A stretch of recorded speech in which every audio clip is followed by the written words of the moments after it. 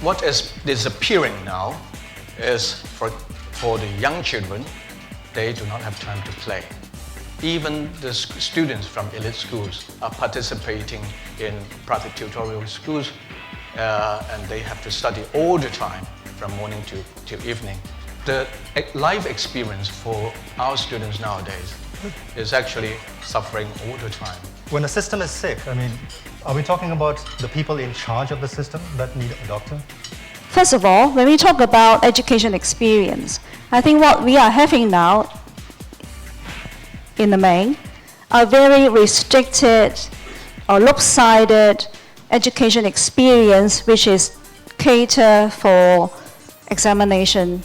The school and teachers are not well equipped with the work conditions and resources and support.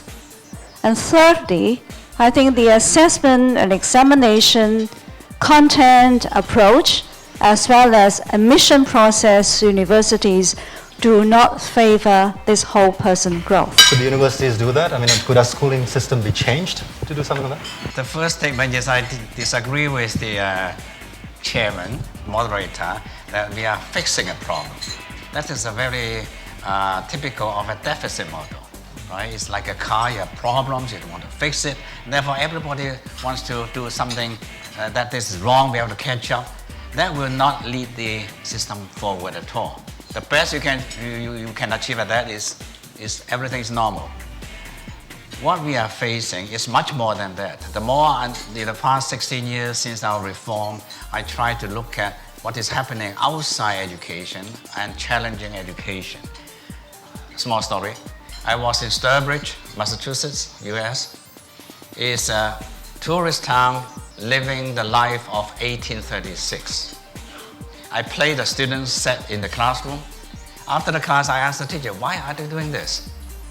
They said, oh, simple, we want to find a job in Boston. Therefore, you have to be able to read, to write, and calculate. That's it. Up till now, many countries will take the education system as nothing more than knowledge and skills. The best is 21st century skills, still skills. It's a very human resource oriented. But that is not always the case in the era before the industrial society. So now what we are facing is a fundamental challenge from society, which is totally different. But because of society change, students are very different. Students no longer, for example, many students don't opt to be employed. Now, for this even younger generation, many students prefer not to work even. See? And now not to live even. So where are we? So I don't pretend I have a solution, but at least we have to understand what is ahead of us. Like what I see lacking in terms of in Hong Kong's education and Hong Kong society is a culture of failure, where we don't give we don't give second chances to students, and that culture of failure is actually very important. If you look at like the innovation hub of the world, like Silicon Valley, people value fail experience because people learn most from failing. People learn most from like losing. I feel like education, we just can't blame it on the system or the teachers. Like we as a society has to like create a culture of failure to encourage students to be more like bold, to be more courageous, to try different careers, encourage teachers to try new pedagogies, encourage teachers to help students to like really lead a life that they would actually like.